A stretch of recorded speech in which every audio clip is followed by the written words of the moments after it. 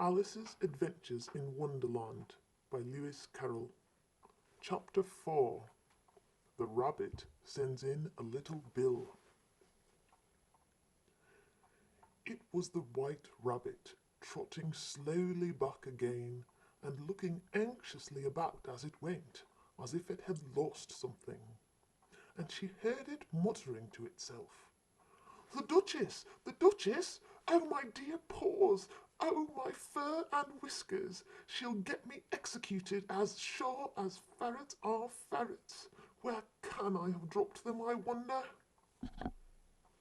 Alice guessed in a moment that it was looking for the fan and the pair of white kid gloves, and she very good-naturedly began hunting about for them. But they were nowhere to be seen. Everything seemed to have changed since her swim in the pool, and the great hall with the glass table and the little door had vanished completely. Very soon the rabbit noticed Alice as she went hunting about and called out to her in an angry tone, "Why, Marianne, what are you doing out here? Run home this moment and fetch me a pair of gloves and a fan. Quick now!" And Alice was so much frightened that she ran off at once in the direction it pointed to, without trying to explain the mistake it had made. "He took me for his housemaid," she said to herself as she ran. "How surprised he'll be when he finds out who I am. But I'd better take him his fan and gloves, that is, if I can find them." As she said this, she came upon a neat little house, on the door of which was a bright brass plate with the name W. Rabbit engraved upon it. She went in without knocking and hurried upstairs in great fear lest she should meet the real Marianne and be turned out of the house before she had found the fan and gloves. "How queer it seems," Alice said to herself, "to be going messages for a rabbit. I suppose Dinah will be sending me out on messages next." And she began fancying the sort of thing that would happen. "Miss Alice, come here directly and get ready for your walk." "Coming in a minute, nurse, but I've got to see that the mouse doesn't get out." "Only I don't think," Alice went on, "that they'd let Dinah stop in the house if it began ordering people about like that." By this time she had found her way into a tidy little room with a table in the window, and on it, as she had hoped, a fan and 2 or 3 pairs of tiny white kid gloves. She took up the fan and a pair of the gloves, and was just going to leave the room, when her eyes fell upon a little bottle that stood near the looking-glass. There was no label this time with the words "Drink me," but nevertheless she uncorked it and put it to her lips. "I know something interesting is sure to happen," she said to herself, "whenever I eat or drink anything. So I'll just see what this bottle does. I do hope it'll make me grow large again, for really I'm quite tired of being such a tiny little thing." It did so indeed, and much sooner than she had expected. Before she had drunk half the bottle, she found her head pressing against the ceiling, and had to stoop to save her neck from being broken. She hastily put down the bottle, saying to herself, "That's quite enough. I hope I shan't grow any more. As it is, I can't get out at the door. I do wish I hadn't drunk quite so much." Alas, it was too late to wish that. She went on growing and growing, and very soon had to kneel down on the floor. In another minute there was not even room for this, and she tried the effect of lying down with one elbow against the door and the other arm curled round her head. Still she went on growing, and, as a last resource, she put one arm out the window and one foot up the chimney, and said to herself, "Now I can do no more, whatever happens. What will become of me?" Luckily for Alice, the little magic bottle had now had its full effect, and and she grew no larger. Still, it was very uncomfortable, and as there seemed to be no sort of chance of her ever getting out of the room again, no wonder she felt unhappy.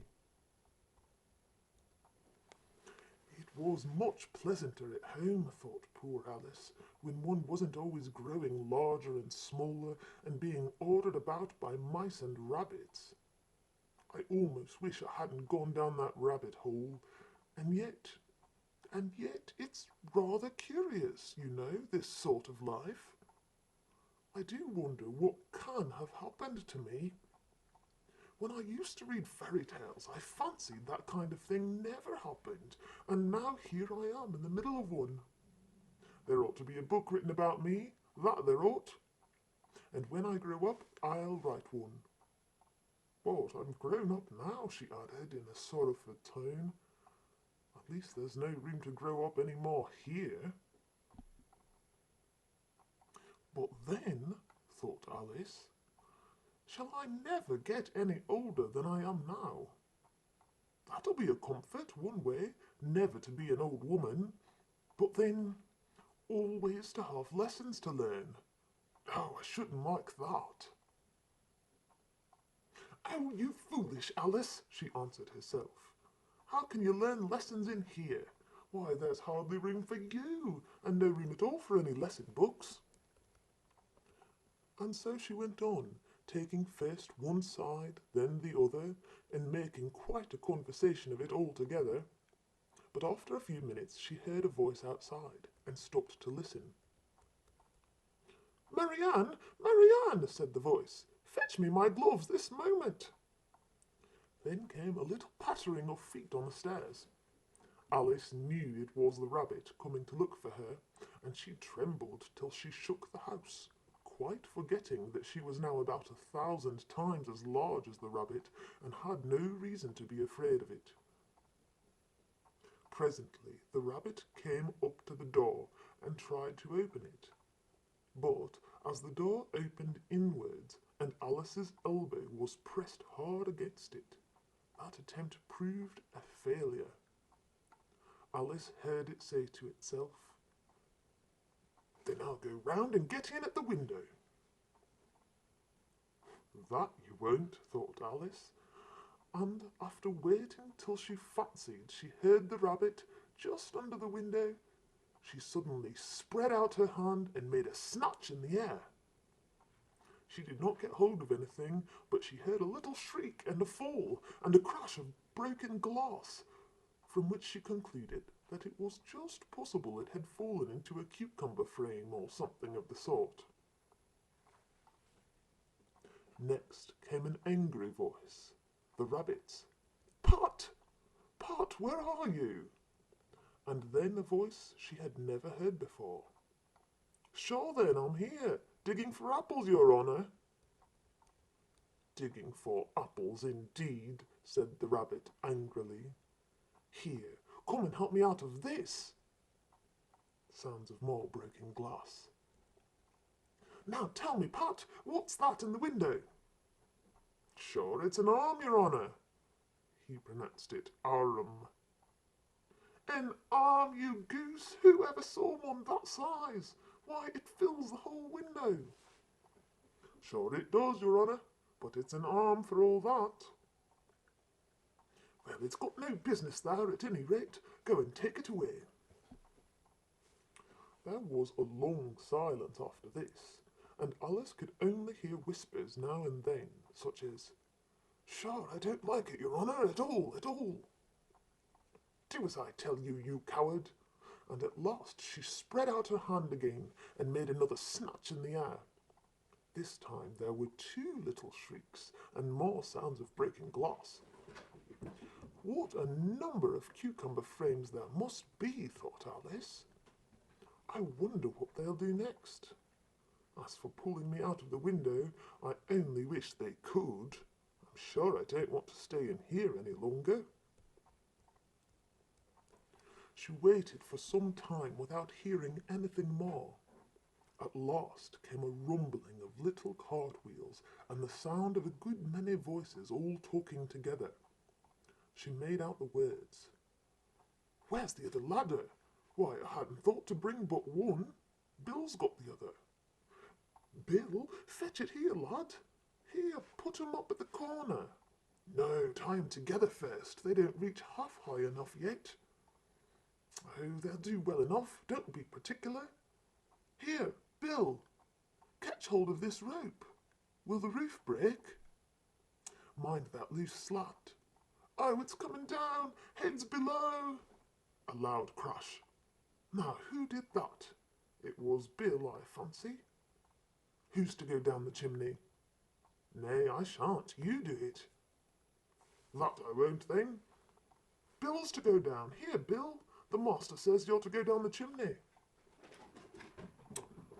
Oh, so Bill's got to come down the chimney, has he? Said Alice to herself.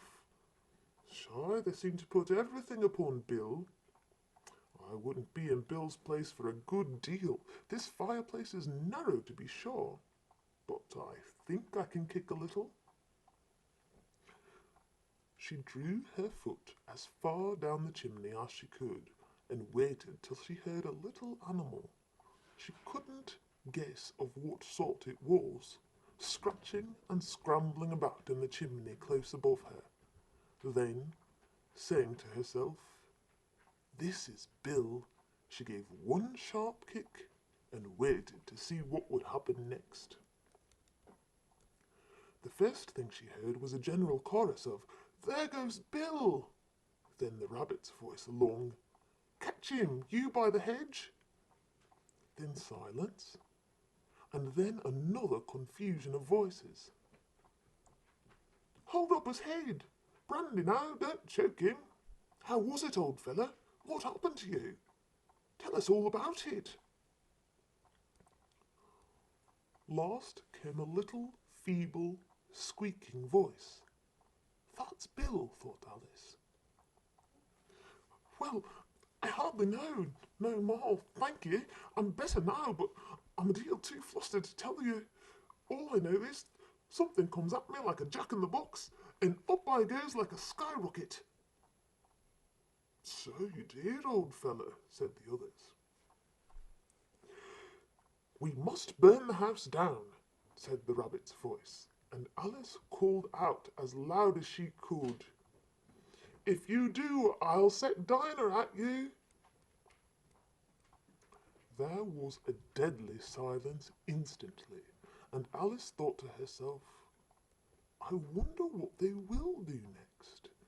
If they had any sense, they'd take the roof off." After a minute or two, they began moving about again, and Alice heard the rabbit say, "A barrowful will do, to begin with." A barrowful of what? Thought Alice. But she had not long to doubt, for the next moment a shower of little pebbles came rattling in at the window, and some of them hit her in the face. "I'll put a stop to this," she said to herself, and shouted out, "You'd better not do that again," which produced another dead silence. Alice noted with some surprise that the pebbles were all turning into little cakes as they lay on the floor, and a bright idea came into her head.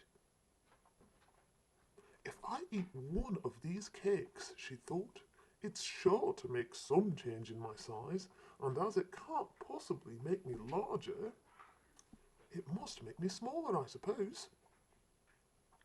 So she swallowed one of the cakes and was delighted to find that she began shrinking directly. As soon as she was small enough to get through the door, she ran out of the house and found quite a crowd of little animals and birds waiting outside. The poor little lizard, Bill, was in the middle, being held up by 2 guinea pigs, who were giving it something out of a bottle. They all made a rush at Alice the moment she appeared, but she ran off as hard as she could and soon found herself safe in a thick wood. "The first thing I've got to do," said Alice to herself as she wandered about in the wood, "is to grow to my right size again. And the second thing is to find my way into that lovely garden. I think that would be the best plan. It sounded an excellent plan, no doubt, and very neatly and simply arranged. The only difficulty was that she had not got the smallest idea how to set about it.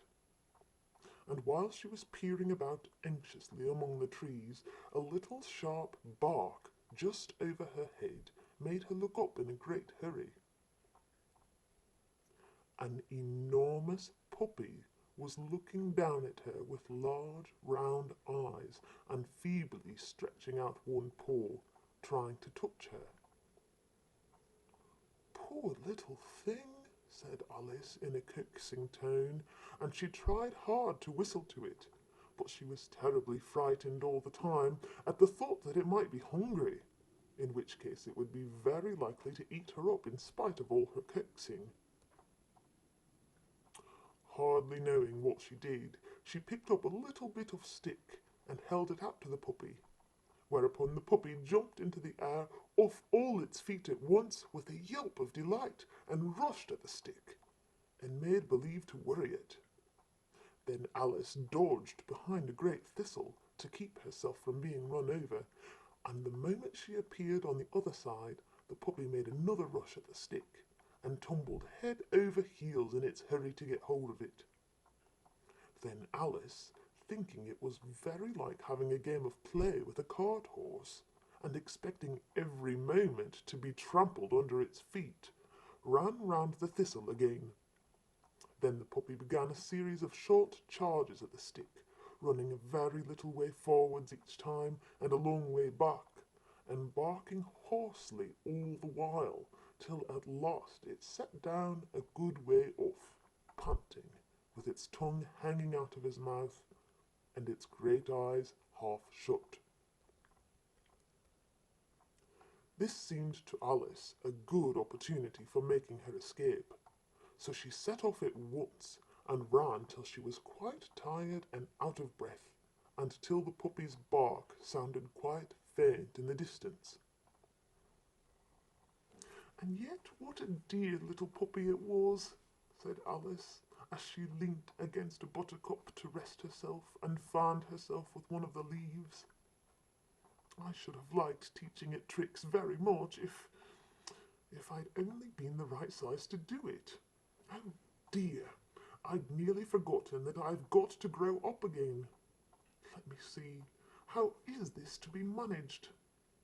I suppose I ought to eat or drink something or other, but the great question is, what?" The great question certainly was, what?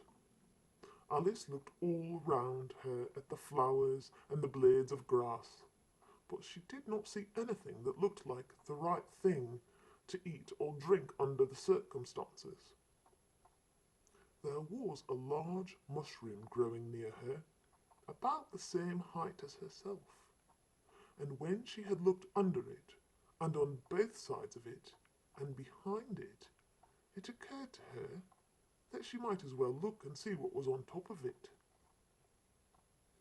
She stretched herself up on tiptoe, and peeped over the edge of the mushroom, and her eyes immediately met those of a large caterpillar that was sitting on the top with its arms folded, quietly smoking a long hookah, and taking not the smallest notice of her or of anything else. End of chapter 4, recorded on Tuesday, the 6th of December in New York, New York.